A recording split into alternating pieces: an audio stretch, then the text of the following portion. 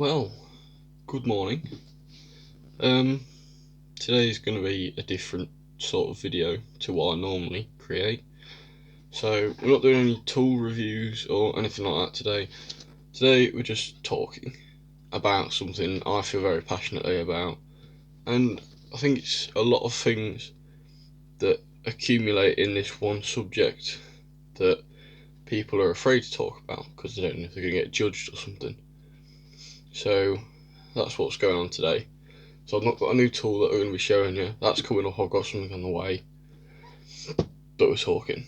So this is the first time doing it. It's going to be a little bit stop-start because it's a bit difficult to talk about because it's that sort of thing. But we're going to have a go. So basically, it all started for me when I got into secondary school or high school if you're from the USA, and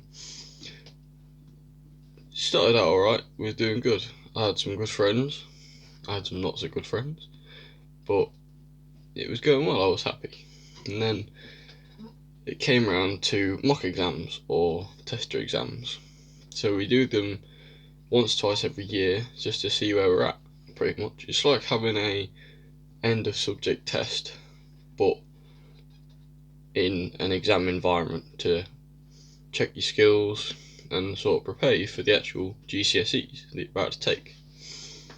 So we were doing these, and for some reason I'd taken the 11 plus and I'd been fine. I'd done my CATS tests and my SATs or everything, but something started to bother me.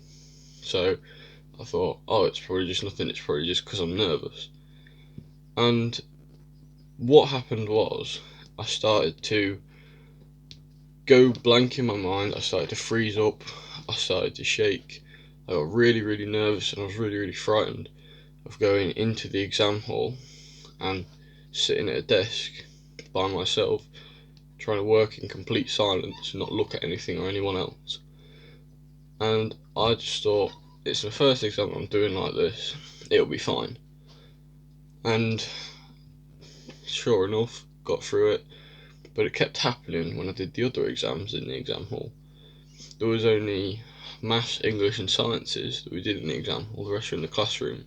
In the classrooms I was fine. I was still a bit nervous, I still shake, but it wasn't as bad as when I was in the exam hall.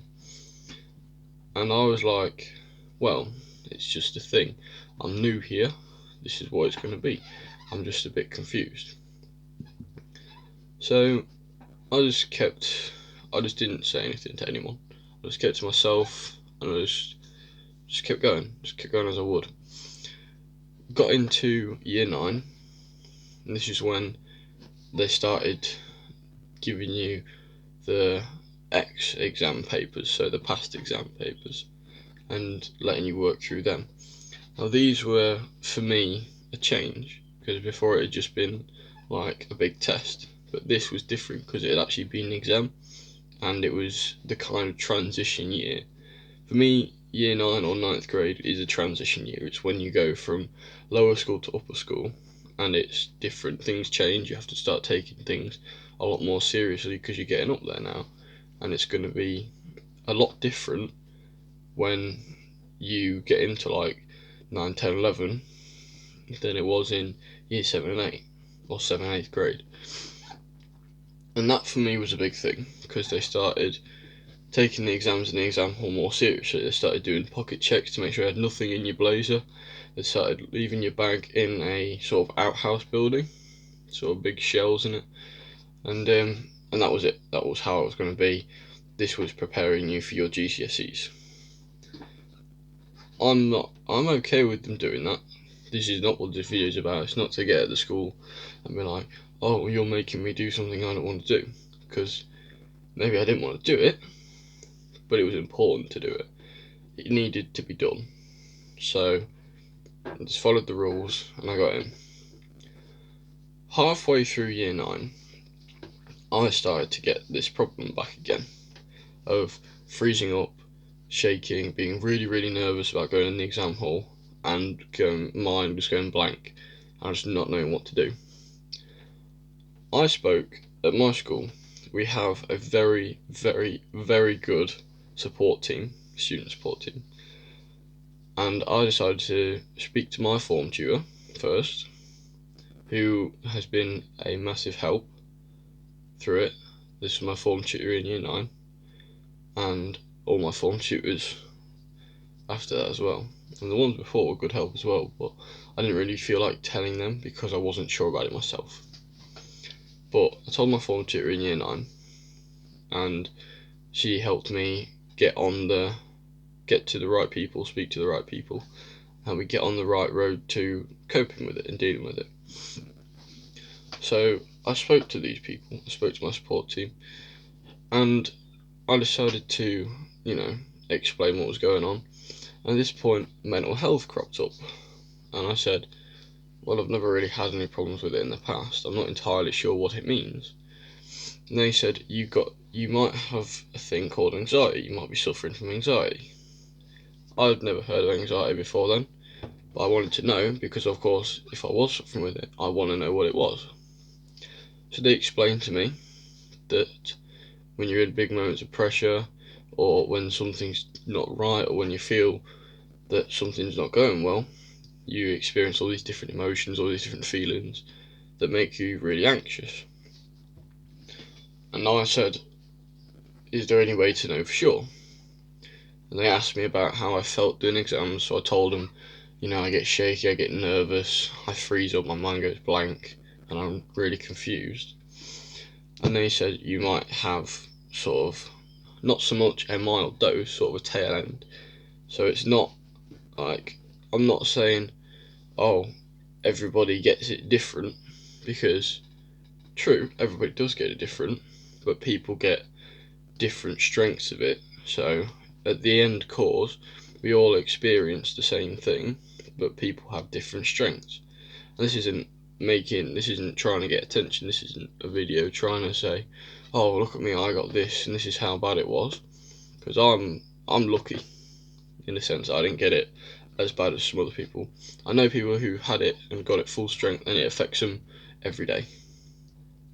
And this is why I'm making this video. I want to share my experiences as a man, to hopefully inspire other men to share their experiences, and other women, because I feel like mental health is a thing that nobody wants to talk about, because it worries everyone to what people will think of them if they do talk about it. So basically, I think I've missed Mental Health Awareness Week. I think that was last week. So this video is a bit late. It's a bit above schedule. So, but it still can be included in that. That's what this is about. And I watched something on the TV, and there was people like, for example, James Arthur, talking about dealing with mental health and how it affects them. This was male mental health. So I watched that because I thought this could be very helpful for me. So I watched it, and there's one thing. It started off by saying, every day a man tells himself he's not good enough. And I think that's true. There are places in the world, there are men in the world that always wake up in the morning and say, I'm not good enough, I need to be better. But you're not alone, okay? I went through this for a period of life, and if I didn't get this help and support from school and from home, I wouldn't be confident enough to sit here and speak out about this and try and inspire people to speak out. I know I'm only a small channel, but hopefully it contributes to a bigger picture. So I watched this and I thought, I want to speak out, I want to try and inspire people. So this is what we're doing. I know that it's difficult for everyone to talk about mental health, but going from experience, from going to that really, really low spot down here, to then getting support and being like here, then now I'm like here, because I've had the support and I've been through it. And I'm not saying it was a good thing to go through, but I'm happy that I've had the experience, because now I feel like I can use my experiences to help others, which is the main purpose of this video. I want to offer support, I want to be a part of mental health awareness, and I want to show people that you're not alone and you can manage it. There is people who can help you. There is a new initiative, I think it's run by I think it's got something to do with Prince William and Princess Catherine. It's called Shout. So it's like having a constant friend to talk to, and basically you install the app on your phone and you can like text.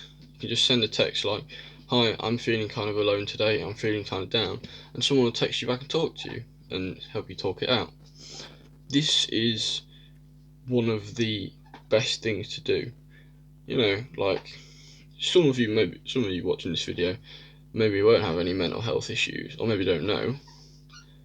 One thing I'd encourage you to do is during this lockdown period, during a time when the coronavirus is about, text a friend and say, how are you? Are you alright? How are you feeling? Because sometimes a text is all it takes to reassure someone that it's not just them going through it. Like, I got a text the other day from a mate and I was feeling really low because I'm really confused. This whole lockdown thing frightens me because I don't know what to do. I'm really confused about it. And I got a text from a very close mate the other day just saying, hey man, always here if you want to talk. And that for me was huge because it made me feel like there was somebody out there who I could trust, who I could talk to. And it was one of the biggest impacts on my mental health so far during this crisis. This is a world crisis, so all over the world people are dealing with mental health and people need help. So when I got this text, I was happy. So I sent back saying thanks so much, that really means a lot. And now, going from that experience and going from the experience when I was in school, when I was getting that support, and I'm just going to take a moment now just to say a massive thank you to my school in Alford and all the people there who have helped me deal with mental health. Say a massive thank you to all my friends. Say a massive thank you to all my family for helping me cope with this. And one of the biggest things I'd like to say thank you to is, it's kind of an inanimate object, but there's three different things that helped me vent or clear my head, just have a nice clear mind and help me get through this. So the first one was music. I play the drums. I can be creative without feeling like I'm being judged, and I can just sit there and drum and get everything that's in my head, leave it on the kit, just play it out, and it helps me just clear my head, just helps me get through it. Now, a lot of you might not play the drums, but here's something that most of you, or nearly all of you, can probably do. And the second thing for me was cycling or walking, just going out the house, having a long walk or a long bike ride, and just looking around at the countryside. The countryside's best because there's lots of different things to look at, there's lots of different areas. Walking through a city is good as well, or biking through a city, but I feel like you need to concentrate more on where you are in the city because there's a lot of people, there's a lot of traffic. So I go out in the countryside because I live in the countryside. It's a beautiful day out there and I intend to go out in a minute. But going out for me in the countryside and walking or cycling is a great thing. It really helps me clear my mind and deal with everything that I'm experiencing, and I just seem to leave a trail of it behind me and it just disappears because I feel happy. I know where I am and I'm happy that I'm out there because it's beautiful weather. It's a beautiful area that I live in Lincolnshire, and it's good. It helps me clear. The third and final thing is golf. Now I know you're thinking, oh, golf's a sport, golf can't help you clear mental health. Golf is a sport, but you're wrong. It might not work for all people, but it worked for me.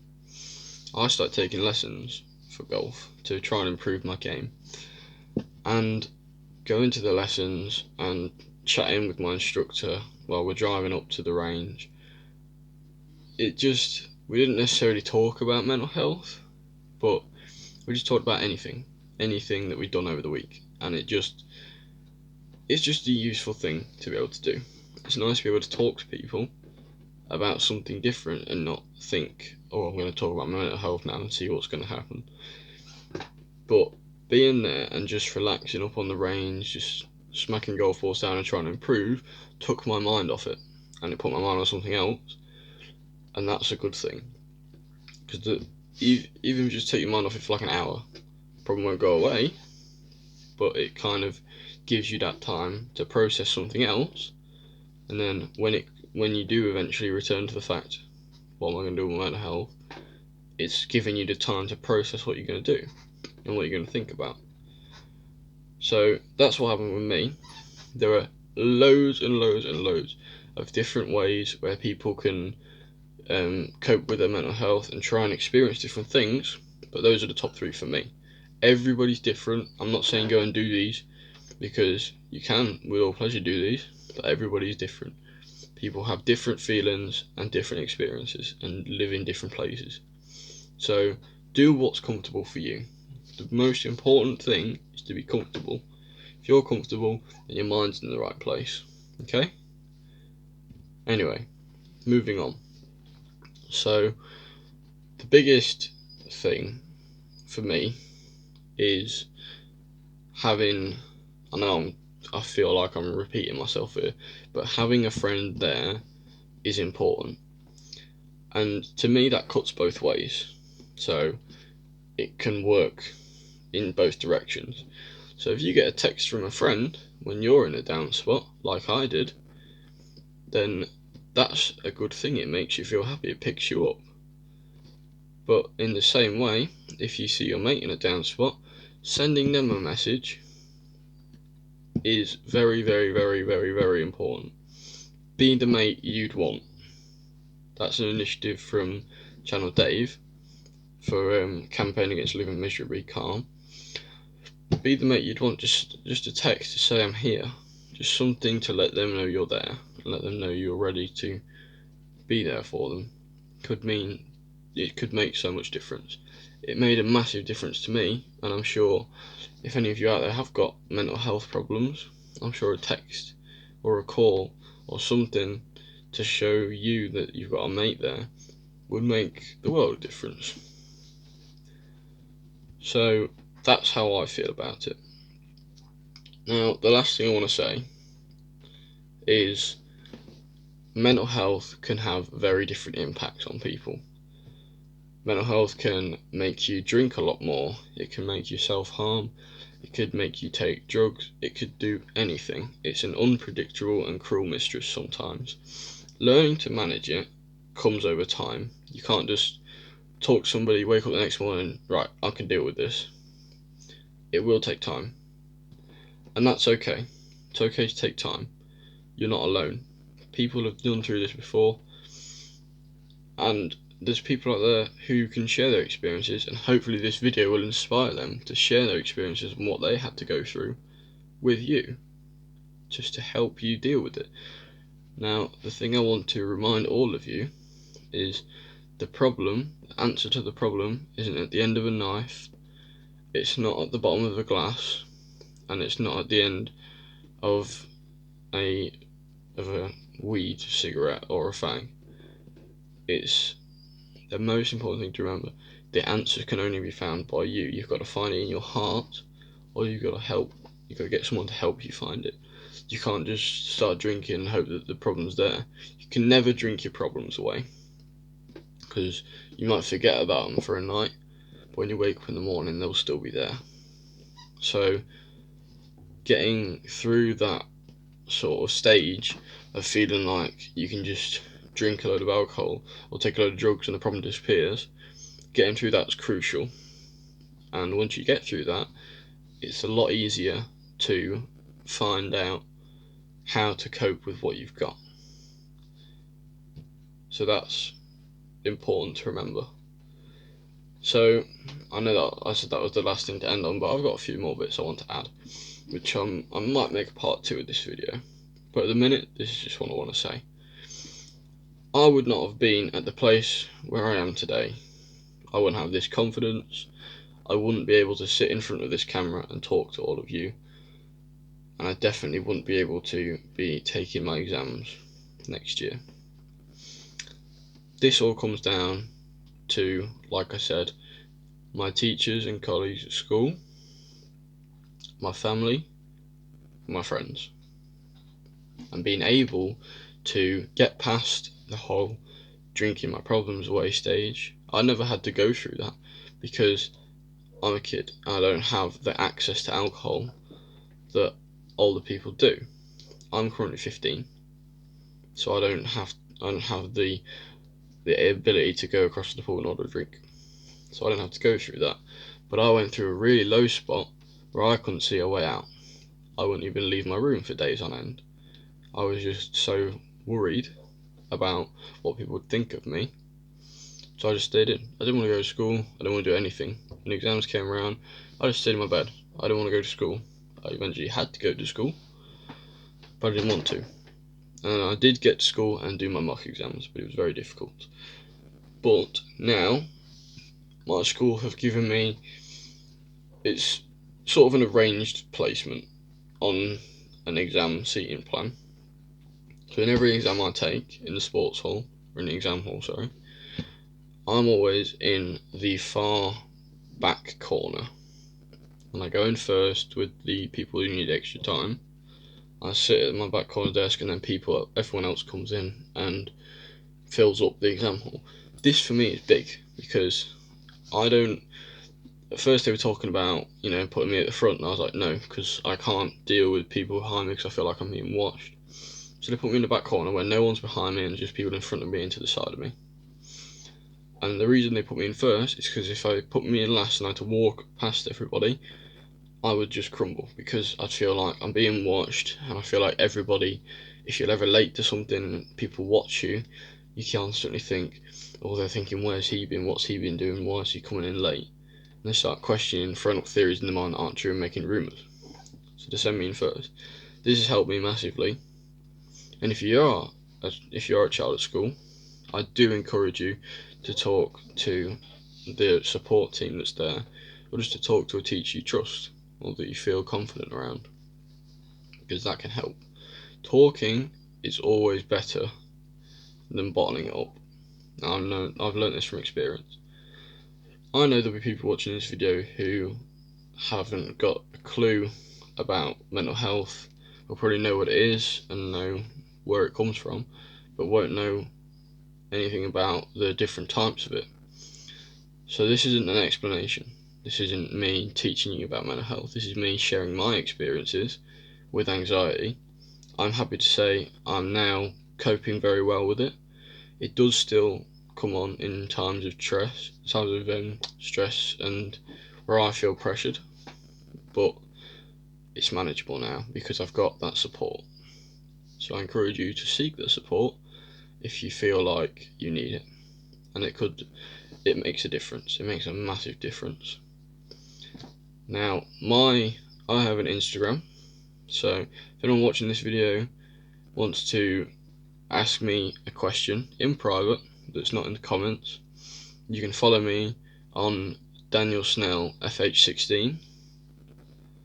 That's my Instagram, all lowercase, all one word, Daniel Snell .fh16. You can direct message me and just say, I'm from YouTube, I watched your video, I want to ask you this. And I'm quite happy to do that. So this is the video. This was hard for me to make because I don't like talking about it, and that's a constant thing with most men. They never like to talk about it because they feel like people see them as a rock. And it's the same with women. Sometimes it's the same with everybody. But I want you all to know, talking about it is better. And if you do think you're struggling with mental health, seeking that help, even seeking it confidentially or privately, just getting the support and getting help makes the world a difference. It's made so much difference on my life, and having had these experiences, I now feel I'm able to share them confidently and help people.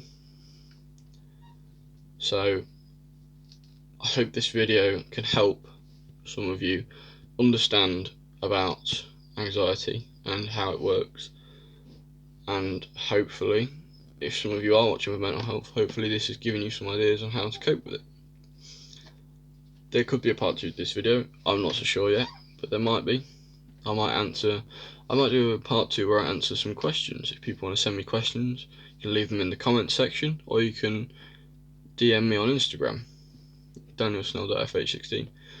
I'm happy to answer any questions, I'm happy to offer support, and being a small channel, I don't have many subscribers, and that's fine. I'm not forced. I'm not doing this for the subscribers. I'm doing it because I want to create.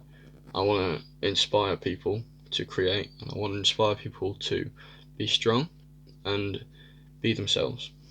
So if anyone wants to ask me a question, comment section or Instagram, I don't mind, and I'll be happy to answer them. And that might come into a part 2 where I answer some questions that have been sent in.